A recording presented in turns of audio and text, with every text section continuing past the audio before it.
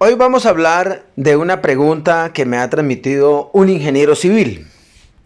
Soy ingeniero civil hace 20 años. Inicié trabajando como ingeniero auxiliar, unos años más tarde como ingeniero residente, luego como director de obra y finalmente en los últimos años como director de proyecto. En obras de infraestructura vial, infraestructura en parques, infraestructura en edificios públicos e infraestructura en saneamiento básico. Entonces la pregunta que me hace es, con esa experiencia que tengo hace 20 años, ¿puedo licitar con el Estado?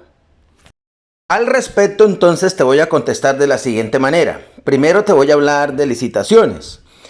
Estas obedecen a 5 factores importantes: capacidad jurídica, capacidad técnica, capacidad financiera, capacidad residual y factores ponderables, entre otros como apoyo a la discapacidad y emprendimiento de empresas de mujeres. También es pertinente decir que estos tipos de procesos de obra en los cuales tienes experiencia obedecen a las reglas del pliego tipo. Ahora, ¿cómo podrías participar en este tipo de licitaciones? Lo primero que tienes que hacer es una de las 2 cosas que te recomiendo a continuación.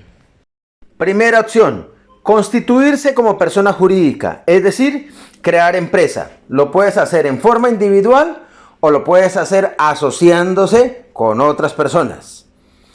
Deben tener en cuenta que el representante legal que se nombre para esta empresa no debe tener inhabilidades ni incompatibilidades en los términos del artículo 8 de la Ley 80 de 1993. Una vez crean la empresa y se inscriben en el registro mercantil, se genera el certificado de existencia y representación legal, la DIAN le genera un RUT, Registro Único Tributario.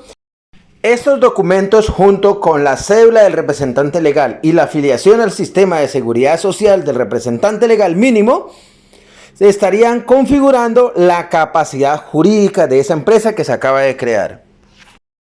La segunda opción es en calidad de persona natural, que no necesita inscribirse en el registro mercantil.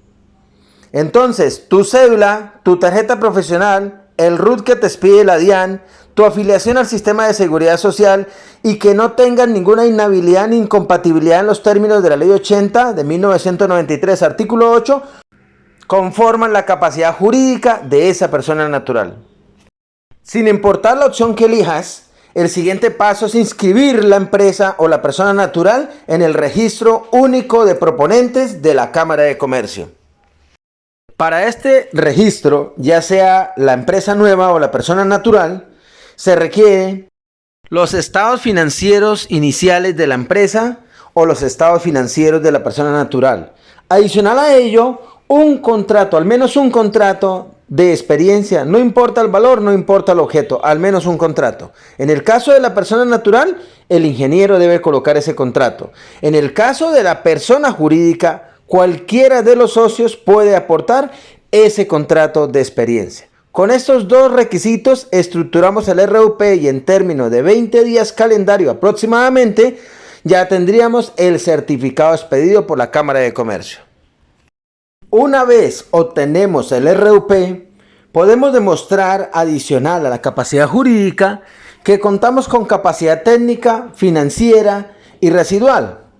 Que ésta sea suficiente o no para participar en licitaciones, eso depende de los activos iniciales de la empresa o de la persona natural y de la cuantía del contrato que se reportó para ese RUP. Ahora bien, ¿y si entonces no es suficiente porque el contrato no era cuantioso y los activos no son generosos? Entonces, ¿cómo puedo licitar? A continuación te voy a explicar el siguiente procedimiento.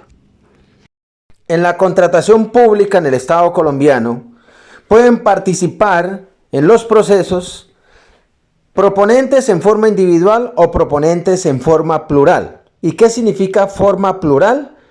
En consorcio, unión temporal o promesa de sociedad futura. Eso está regulado en la Ley 80 de 1993.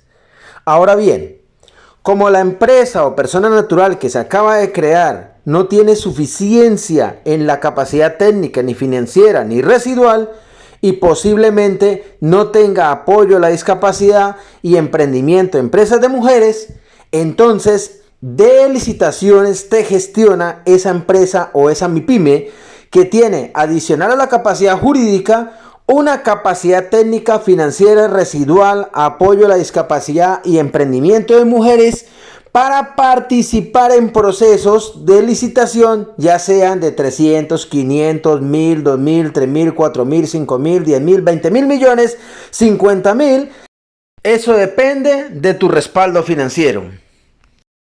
En este caso entonces, como tu experticia es en las obras que hablamos al comienzo y que están reguladas por el pliego tipo, este tiene unas ventajas para estimular la pluralidad de oferentes en lo que tiene que ver con la capacidad técnica, la experiencia, la capacidad residual, la capacidad financiera, el apoyo a la discapacidad y el emprendimiento de mujeres.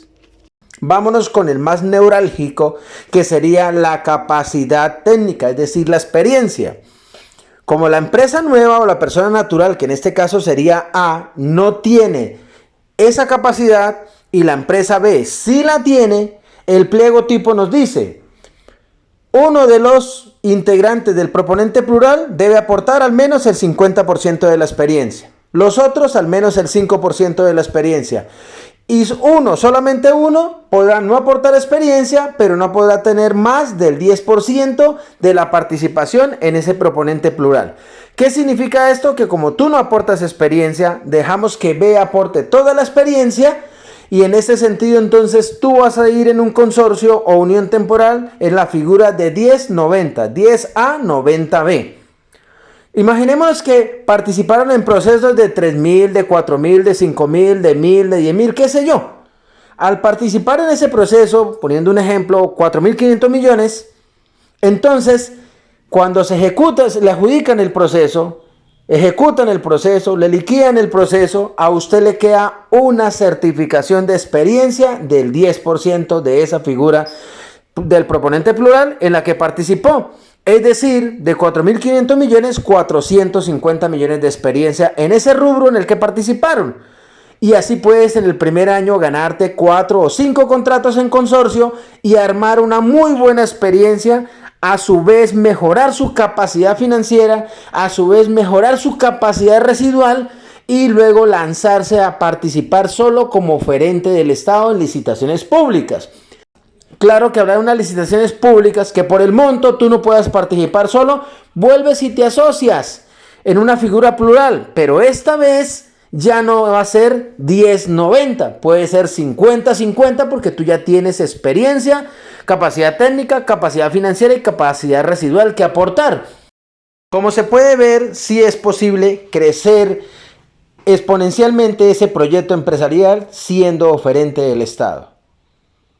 Amigo ingeniero, usted que está viendo este video, cuente con DE Licitaciones. Lo asesoramos en este camino a llevar su barco a mejor puerto, siendo oferente del Estado, apegado a la Constitución, a la norma, a los principios, a la jurisprudencia, a los conceptos y guías de Colombia Compra Eficiente, y en cumplimiento de los fines esenciales del Estado, que son la base fundamental de la contratación pública y que son una responsabilidad de los contratistas en los términos del Estatuto General de Contratación de la Administración Pública, Ley 80 de 1993. Éxito para todos. No olviden compartir este video que es de gran interés para muchos emprendedores. Y no olviden suscribirse a este canal. Esto me estimula para seguir compartiendo contenido.